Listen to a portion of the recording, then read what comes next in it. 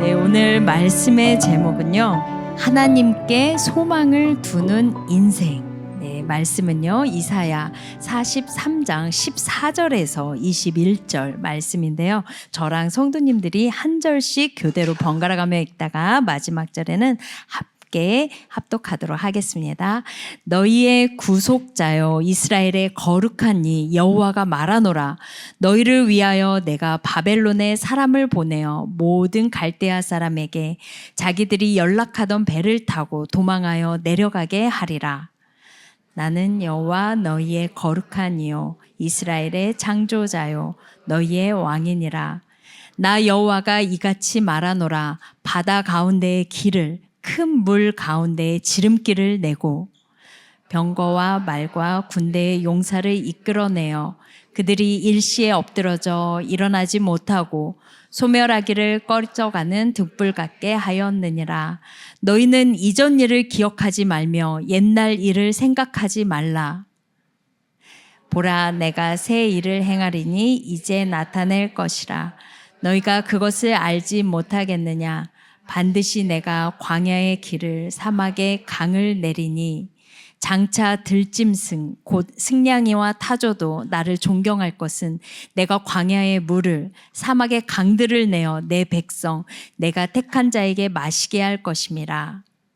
이 백성은 내가 나를 위하여 지었나니 나를 찬송하게 하려 함이니라. 아멘. 네, 수요 기도 예배에 오신 우리 모든 성도님들 주님의 이름으로 환영하고 축복합니다. 오늘도 하나님께서 크신 은혜 가운데 우리에게 행해 주실 줄로 믿습니다. 다 같이 우리 기도하고 말씀 보도록 하겠습니다. 사랑의 하나님 아버지, 오늘도 주님 사모하는 마음으로 나와왔습니다. 이 시간 말씀을 통해서 하나님께서 예비하신 은혜를 넘치도록 부어 주옵소서. 감사드리며 예수님의 이름으로 기도드립니다. 아멘.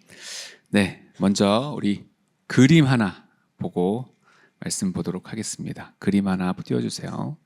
이게 잘 안 보이실 수도 있는데, 네, 이거는 이제 영국 이 빅토리아 여왕 시대에 활동했던 그 상징주의 화가인 조지 프레드릭 와츠의 그림인데요.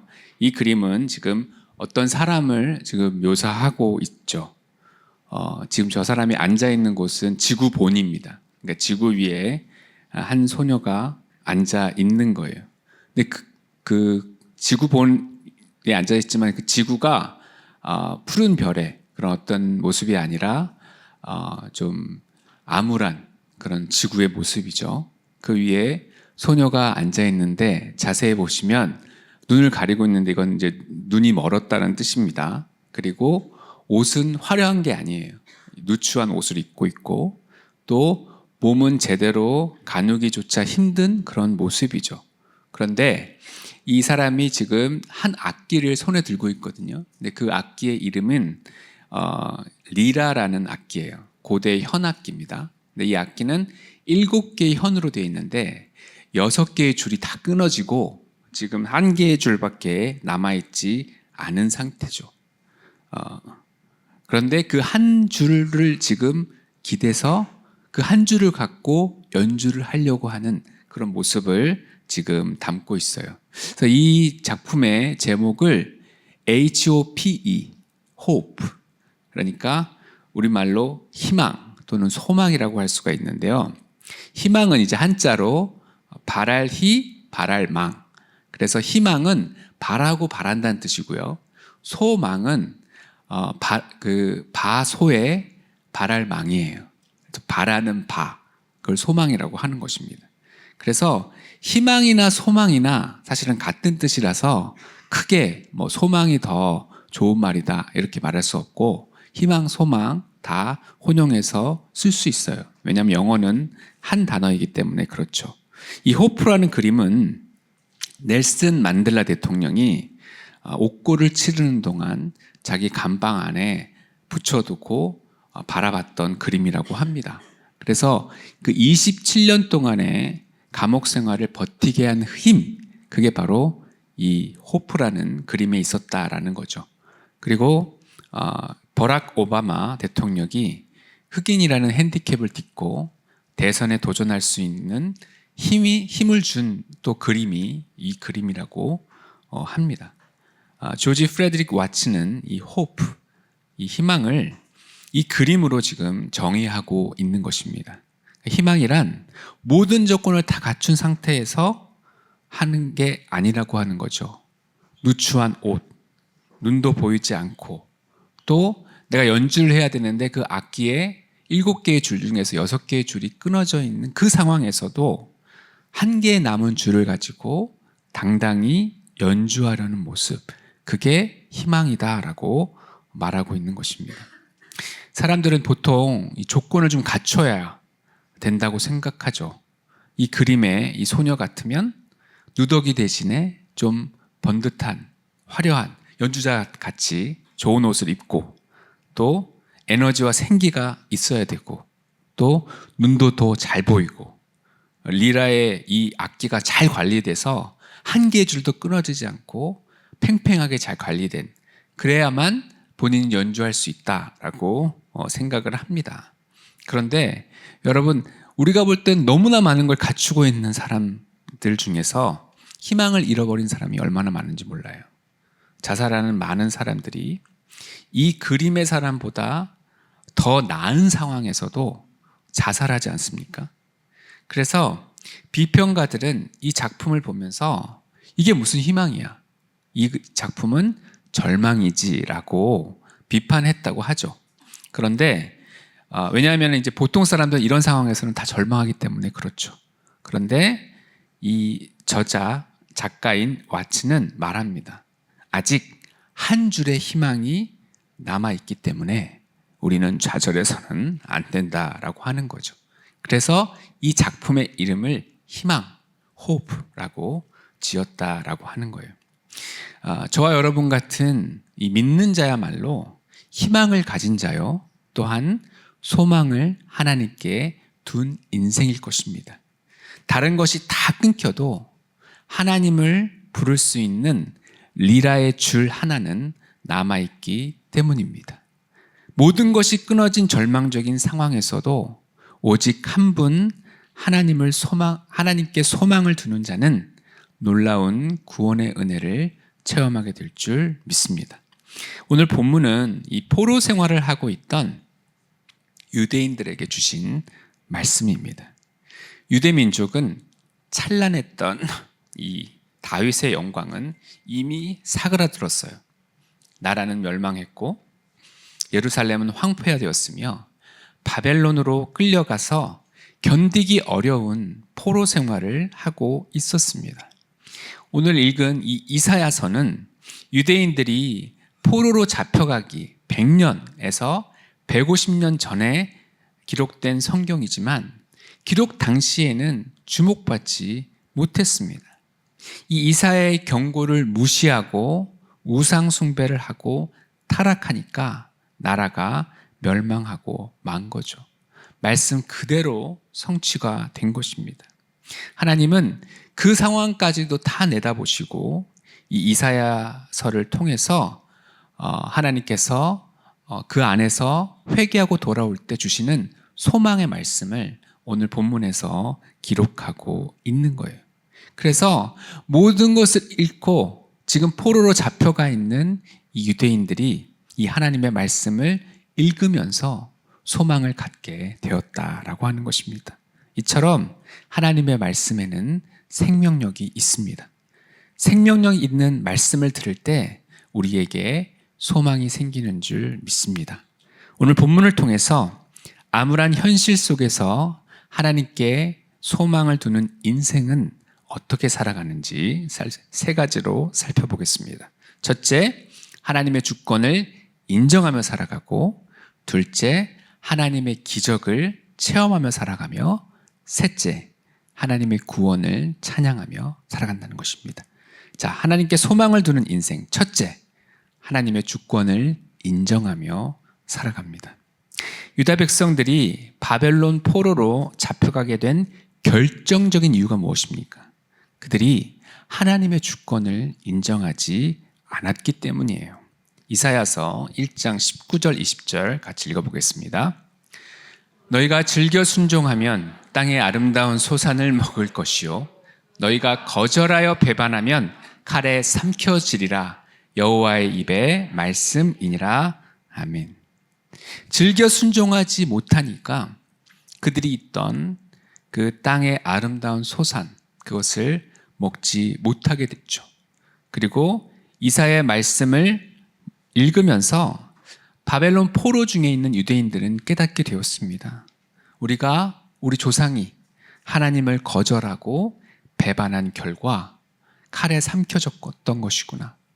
그래서 나라의 바벨론이 멸망하게 되었고 포로로 지금 비참한 생활을 하고 있는 것이구나 라고 그들이 배우게 됐던 것입니다. 그래서 과거의 죄를 철저히 회개하기에 이르게 되죠. 그러면서 하나님에 대해서 배워가기 시작했어요. 자, 하나님은 어떤 분이십니까? 우리 15절 한번 읽어보겠습니다. 나는 여호와 너희의 거룩한 이요 이스라엘의 창조자요 너희의 왕이니라. 하나님은 거룩하신 분이다 라고 했어요. 거룩은 죄 없는 순결하고 깨끗한 성품을 말합니다. 하나님은 이스라엘의 창조자요 왕이다라고 하셨어요.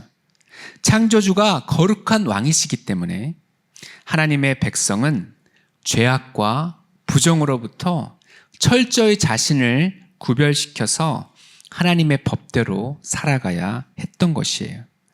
그러면서도 이 이스라엘 백성들은 이 포로 생활 중에 열왕기서도 공부하게 되면서 우리 조상들이 거룩하신 하나님을 떠나서 우상을 숭배하게 되었고 하나님의 주권을 철저히 무시하게 되면서 무너지게 되었다라는 것을 깨닫게 되었을 거예요.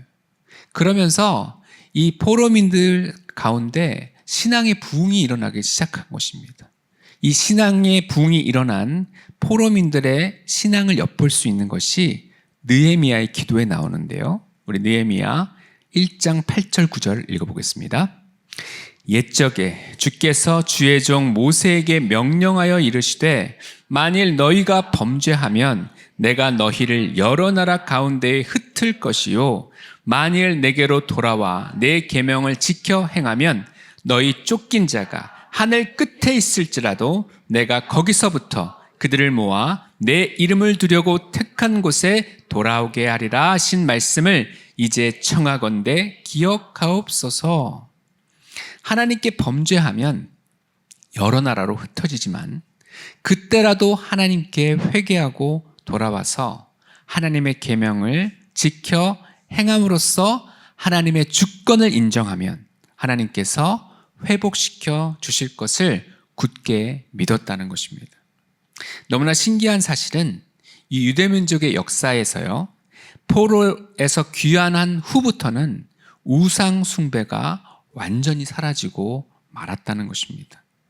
포로기 이후로 신약 시대에도 보면 이스라엘 백성들이 우상 숭배했다는 기록은 없습니다. 즉 70년의 포로 생활이 그들 안에 있는 이 우상들을 제거하게 했고 하나님의 주권을 인정하는 민족으로 거듭나게 했던 것입니다.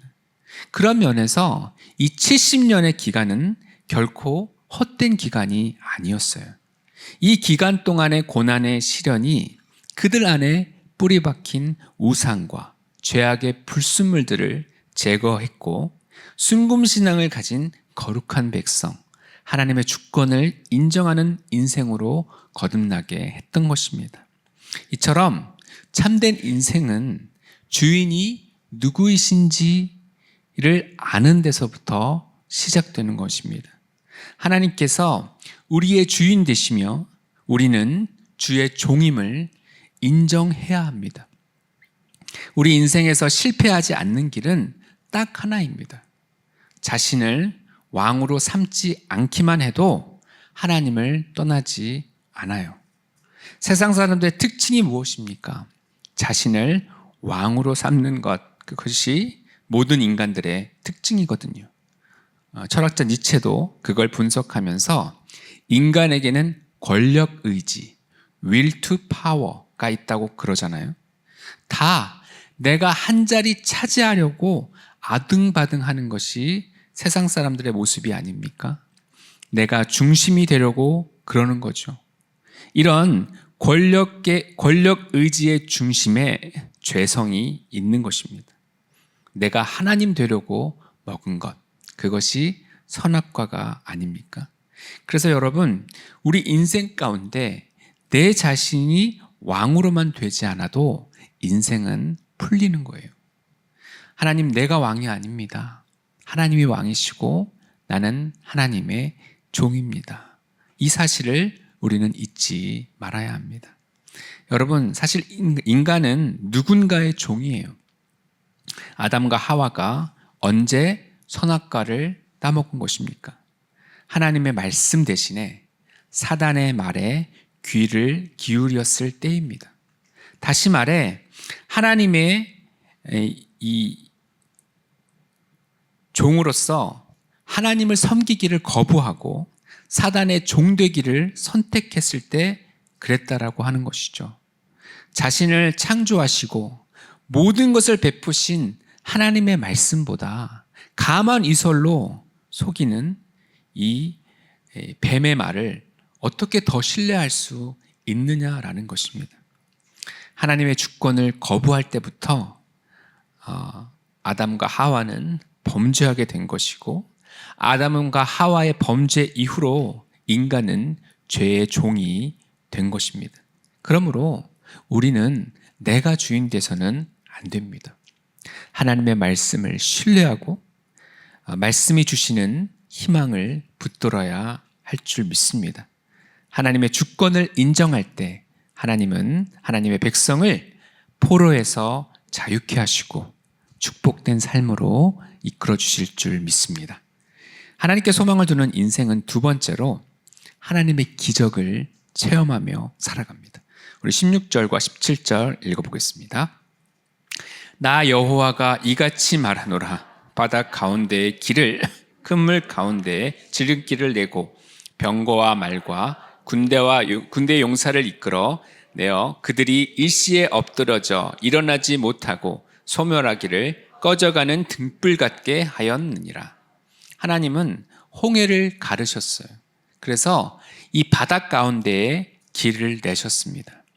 이스라엘 백성 200만과 가축들이 안전하게 건너가기까지 바다는 이스라엘 백성을 침몰하지 못했어요. 반면에 애굽의 병거, 말, 군대가 하나님의 백성을 돌려보내겠다라는 약속을 깨고 그들을 잡아가려고 홍해 안에 모두 들어왔을 때 하나님은 홍해물을 다시 합치셨고 홍해 바다에 그들은 수장되고 말았습니다. 마치 불이 소멸하는 것처럼 애굽 군대는 소멸하고 만 것이죠. 이것이 하나님의 크신 팔로 이루신 구원이었었습니다. 주의 백성을 안전하게 보호하시고 또 대적들은 일시에 엎드러뜨리고 소멸시키신 것, 이것이 하나님이 우리 삶 가운데 행하신 기적이다라고 하는 것입니다. 이스라엘 백성들은 어렵고 힘든 순간마다 이 홍해의 기적을 떠올렸어요. 출애굽의 그 기적은 이스라엘 역사의 최고의 작품이었기 때문입니다. 그런데 나라를 잃고 지금 포로 생활을 하고 있는 자들은 설마 자기 인생들 가운데서 그런 일이 다시 일어날까? 이런 것은 꿈도 꾸지 못하고 있었을 것이에요. 그런데 그들에게 하나님께서 말씀하시는 것입니다. 우리 18절로 20절 읽어보겠습니다. 너희는 이전 일을 기억하지 말며 옛날 일을 생각하지 말라. 보라, 내가 새 일을 행하리니 이제 나타낼 것이라. 너희가 그것을 알지 못하겠느냐? 반드시 내가 광야의 길을 사막의 강을 내리니 장차 들짐승 곧 승냥이와 타조도 나를 존경할 것은 내가 광야의 물을 사막의 강들을 내어 내 백성 내가 택한 자에게 마시게 할 것임이라. 아멘. 하나님은 이전 일을 기억하지 말라라고 하세요. 옛날 일을 생각하지 말라고 하십니다. 원래 하나님의 말씀은 기억하고 곱씹어야 하는 것인데 왜 하나님이 이전 일과 옛날 일을 기억하지 말라고 하시는 겁니까? 그것은 하나님의 백성들이 출애굽의 구원만이 하나님의 백성을 위한 유일한 구원 사역이라고 결론 내리기를 원하지 않으셨기 때문이에요. 출애굽은 하나님의 위대한 능력의 하나의 예증일 뿐입니다. 하나님은 또 다른 예증을 바로 지금 우리 세대에 행하실 수 있는 분이라는 거예요. 하나님께 소망을 두는 인생에게 말씀하십니다. 보라, 내가 새 일을 행할 것이다. 이제 나타낼 것이다 라고 하셔요. 송구영신 예배 때 여리고성이 열세 바퀴 돌 때까지 아무런 변화가 없었지만 사실 영의 눈으로 보면 하나님께서 여리고성을 서서히 무너뜨리고 계셨다고 하시지 않습니까? 하나님의 역사는 이미 시작된 것이에요. 영의 눈으로 보면 이미 시작되었는데 그것을 알지 못하겠느냐, 보이지 않느냐라고 지금 묻고 계신 것이에요. 반드시 내가 광야에 길을 내고 사막에 강을 낼 것이다 라고 약속하고 계십니다. 여러분, 하나님의 특기가 있는데 그게 뭔지 아십니까? 그것은 새 일을 행하시는 것이에요. 여기서 새 일은 무엇을 말하는가? 전무후무한 새로운 일, 독창적이고 신선한 일을 말하는 거예요. 또한 불가능한 것을 가능하게 하시는 일, 그것이 새 일입니다. 우리 14절 읽어보겠습니다. 너희의 구속자여 이스라엘의 거룩한 이 여호와가 말하노라. 너희를 위하여 내가 바벨론에 사람을 보내어 모든 갈대아 사람에게 자기들이 연락하던 배를 타고 도망하여 내려가게 하리라. 여기서 보면은 바벨론을 무너뜨릴 사람을 보내겠다라고 하는 것이에요. 바벨론을 무너뜨릴 사람은 바로 페르시아의 왕 고레스입니다. 그런데 당시에 이 바벨론이 무너진다라고 하는 것은 상상할 수도 없는 일이었습니다. 너무나 강력한 제국이었기 때문입니다. 그런데 하나님이 사람을 보내서 그들을 무너뜨리려고 하시니까 자기가 연락하던 배를 타고 도망할 것이다라고 말씀하시는 거예요. 유프라테스 강변에 위치한 바벨론은 세계 최고의 무역선과 군선들을 가지고 있었다고 하죠. 그것들을 타고 그들은 세계의 불을 거머쥐었고 수많은 전쟁에서 승리를 했습니다. 그들은 정복자였지 정복당하는 자들이 아니었어요. 남을 추격하는 자들이었지 추격당하는 자들이 아니었었습니다. 그런데 하나님께서 사람을 보내시니까 전세가 역전돼서 그들이 도망하게 되었다라고 하는 거예요. 그래서 바벨론이 붕괴하게 되었다라고 우리가 말씀하시는 것을 보게 되는 것입니다. 이 시대에 있을 수 없는 일, 그것을 하나님께서 행하시겠다라고 말씀하신 것입니다. 이처럼 하나님은 하나님의 백성들을 핍박하는 자, 이 바벨론을 하나님은 심판하세요. 불순종한 하나님의 백성들을 징계하는 도구로 하나님께서 잠시 그 악의 세력의 득세를 허용하실 수는 있습니다. 그러나 하나님의 백성들이 회개하고 돌아오면 그때부터 하나님이 하나님의 백성들을 위해서 싸우실 것입니다. 그리고 그 악의 세력을 무너뜨릴 것입니다. 그리고 고레스가 칙령을 보내죠. 70년 만에 자기들 땅으로 돌아올 수 있게 했고 바벨론이 가져갔던 예루살렘 성전 안에 있는 모든 기구들, 보물들까지 다 돌려보냅니다. 그래서 그걸 갖고 돌아와서 성전을 재건하고 성벽을 재건하며 고국으로 돌아오는 길을 열어줬다는 거예요. 고레스 칙령으로 70년 만에 고국으로 귀환하는 것, 그것이 바로 광야에 길을 내신 것이고 사막에 강을 내신 사건으로 표현하는 것입니다. 이러한 기적은 어떻게 일어나느냐? 이 4단계를 거치게 돼요. 4기로 여러분 기억하시면 좋겠어요. 기적의 4단계는 4기예요. 자, 첫 번째 기. 첫째는 기도합니다. 하나님의 약속에 근거해서 우리의 소망을 담아서 하나님께 기도하죠. 둘째, 기대합니다. 나의 당대에, 나의 버전의 이 출애굽을 기대해요. 하나님의 일하심을 기대하는 것입니다. 믿음은 바라는 것들에 실상이라고 했는데 구한 것을 찬란하게 응답해 주실 것을 소망하는 것이죠. 세 번째, 기다립니다. 이사야서를 포로 초기에 읽었다라고 하면 무려 70년을 기다려야 했습니다. 소망이 있는 사람은 기다릴 수 있어요. 그리고 이 기다림의 기간 동안 뭘 해야 되느냐? 그것은 우리가 하나님의 말씀 가운데 우리가 할 수 있는 것이 있습니다. 그것은 순종하는 거예요. 하나님의 말씀 가운데 우리가 할 수 없는 것이 있어요. 이건 하나님이 해주셔야 되는구나. 그것은 하나님을 신뢰하는 것입니다. 그래서 말씀 중에서 내가 할 수 없는 것은 신뢰하고 내가 할 수 있는 것은 순종하면서 하나님의 때를 기다리는 거예요. 그러면 네 번째 기적이 일어납니다. 하나님의 때가 찼을 때 하나님은 고레스 칙령을 반포하여 고국으로 돌아가 나라를 재건하는 기적을 베푸시는 것 같은 그런 기적을 하나님은 행하신다라는 것이에요. 자, 20절에서 들짐승으로 표현된 이 승냥이와 타조는 이방 민족을 비유한 표현이죠. 이방 민족들이 하나님을 존경하게 될 것이다 라고 했어요. 왜 하나님을 존경하게 됩니까? 그것은 하나님이 광야의 물을 사막의 강들을 내어서 하나님의 백성에게 마시게 하셨기 때문이죠.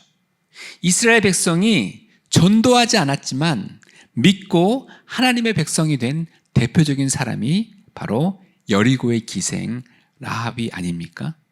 기생 라합이 어떻게 하나님을 믿게 됐어요? 그것은 이스라엘 백성이 승리했기 때문이에요. 자, 여호수아서 2장 10절 11절 읽어보겠습니다. 이는 너희가 애굽에서 나올 때에 여호와께서 너희 앞에서 홍해물을 마르게 하신 일과 너희가 요단 저쪽에 있는 아모리 사람의 두 왕 시혼과 옥에게 행한 일 곧 그들을 전멸시킨 일을 우리가 들었음이니라. 우리가 듣자 곧 마음이 녹았고 너희로 말미암아 사람이 정신을 잃었나니 너희의 하나님 여호와는 위로는 하늘에서도 아래로는 땅에서도 하나님이시니라. 아멘. 하나님께 소망을 두는 자들이 체험한 기적들, 홍해를 건너고 아모리의 두 왕을 멸망시킨 일을 듣고 여리고 사람들이 마음이 녹았고 정신을 잃었다라고 표현해요. 그러면서 하나님에 대한 존경심을 표현합니다. 너의 하나님 여호와는 위로는 하늘에서도 아래로는 땅에서도 하나님이시다. 그래서 라합이 하나님을 믿게 되었고 예수님의 조상의 계보에도 오르지 않았습니까? 그러니까 우리가 입으로 하는 전도도 중요하지만 또 하나의 전도가 뭐예요? 그것은 말씀대로 살면서 승리하는 것입니다. 하나님께 기도하고 기대하고 기다려서 기적을 체험하면 그 자체로 훌륭한 전도가 될 수 있다는 것입니다. 사랑하는 여러분, 기적과 부흥은 옛날 이야기가 아닙니다. 하나님께 소망을 두는 인생에게 우리 버전의 기적과 부흥이 있습니다. 기도하시고 기대하십시오. 순종과 신뢰로 기다리십시오. 그럴 때 놀랍고 불가능을 가능케 하는 하나님의 새 일의 기적이 우리 안에 펼쳐질 줄 믿습니다. 하나님께 소망을 두는 인생은 세 번째로 하나님의 구원을 찬양하며 살아갑니다. 우리 21절을 읽겠습니다. 이 백성은 내가 나를 위하여 지었나니 나를 찬송하게 하려 함이니라. 아멘. 자, 하나님의 백성들은 하나님께서 하나님 당신을 위하여 지으셨는데 우리의 존재의 목적은 하나님을 찬송하는 것입니다. 우리가 하나님이 목적하신 바대로 하나님을 찬양할 때 하나님은 기뻐하세요. 하나님이 다윗을 엄청나게 좋아한 것 같지 않습니까? 내 마음에 합한 자다라고 하시잖아요. 근데 이 다윗은 본능적으로 하나님이 무엇을 기뻐하시는지를 알았던 사람 같습니다. 시편의 절반 정도를 이 다윗이 썼는데 시편이 다 찬양입니다. 언약궤가 들어올 때 너무 기뻐서 춤추고 찬양하지 않았습니까? 그런데 아내였던 이 미갈이 그 모습을 보고 이렇게 얘기하죠. 왕이 돼가지고 채통을 지켜야지 바지 흘러내리게 춤추면 되느냐라고 면박을 줍니다. 그때 다윗이 사무엘하 6장 22절 상반절을 세 번역으로 보니까요 이렇게 돼 있어요. 내가 스스로 보아도 천한 사람처럼 보이지만 주님을 찬양하는 일 때문이라면 이보다 더 낮아지고 싶소. 찬양의 진심인 사람, 그 사람이 바로 다윗이었어요. 하나님은 다윗과 미갈 중에서 누구를 더 기뻐하셨겠습니까? 하나님은 고고하고 점잖은 미갈이 아니라 기쁨에 겨워 찬양하는 다윗을 더 기뻐하셨습니다. 그렇다면 우리는 다윗같이 살아야 되겠죠. 언제나 찬양하는 저와 여러분이 되시기를 바랍니다. 이 성경에서의 최초의 찬양은 이 모세의 노래인데요. 많은 시편이 이 모세의 노래의 주제를 가지고 하나님을 찬양하고 있어요. 그리고 성경의 마지막 책이 요한계시록인데 거기 요한계시록 15장 3절에도 보면 하나님의 백성들이 모세의 노래, 어린 양의 노래로 찬양한다라고 되어 있습니다. 그러니까 성경에서 보면 최초의 찬양 그리고 최후의 찬양까지도 바로 모세의 노래인 거예요. 그럼 모세의 노래의 내용이 뭐냐? 출애굽기 15장 2절인데 읽어보겠습니다. 여호와는 나의 힘이요 노래시며 나의 구원이시로다. 그는 나의 하나님이시니 내가 그를 찬송할 것이요 내 아버지의 하나님이시니 내가 그를 높이리로다. 아멘. 심지어 오늘 본문인 이사야서에서도 이 찬양의 주제가 같아요. 우리 이사야서 12장 2절도 읽어보겠습니다. 보라, 하나님은 나의 구원이시라. 내가 신뢰하고 두려움이 없으리니 주 여호와는 나의 힘이시며 나의 노래시며 나의 구원이심이라. 아멘. 즉 찬양의 주제가 세 개예요. 하나님은 나의 힘이다. 하나님은 나의 노래다. 하나님은 나의 구원이다 라고 하는 것입니다. 그러면 나의 힘이라는 게 무슨 뜻입니까? 나에게 힘을 주시는 분, 그분이 하나님이라는 거예요. 여러분, 하나님이 우리 인간을 어떻게 만드셨다고 합니까? 흙을 빚어서 생기를 불어넣어서 만드셨죠. 흙으로 빚으심으로 말미암아 우리의 육체가 만들어졌죠. 그런데 생기는 무엇입니까? 그것은 영혼을 만드신 거잖아요. 즉 영적인 존재로 우리를 만들었다는 것입니다. 영적인 존재는 하나님과 영적 교류를 할 때 영이 살아나게 됩니다. 그걸 소성한다, 소생한다라고 표현하는 거죠. 영어로는 revive, 부흥이라고 또 표현하는 것입니다. 하나님은 나에게 에너지를 주시고 나를 살려주시는 힘이라는 것을 찬양을 통해 고백하게 되는 거예요. 하나님을 찬양하는 사람은 내 힘으로 살지 않는다. 나의 힘 대신 주님이 주시는 그 힘으로 살아간다는 것을 고백하는 것입니다. 하나님의 힘으로 살아가니까 우리는 다시 일어설 수 있는 것입니다. 자, 하나님이 나의 노래라는 것은 무슨 뜻이에요? 시에 음률을 붙여서 노래, 그러니까 부르는 것, 그것이 노래가 아닙니까? 노래는 기쁨의 표현인 것입니다.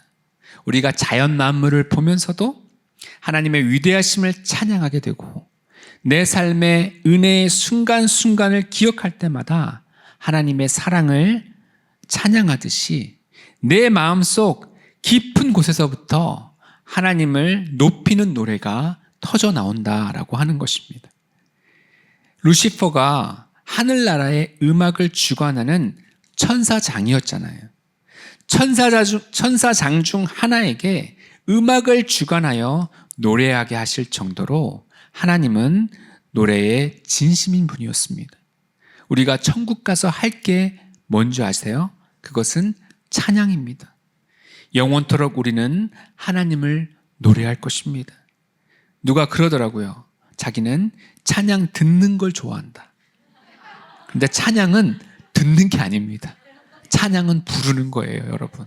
흥얼거리면서 내 입술로 고백하는 것, 그것이 찬양인 것입니다.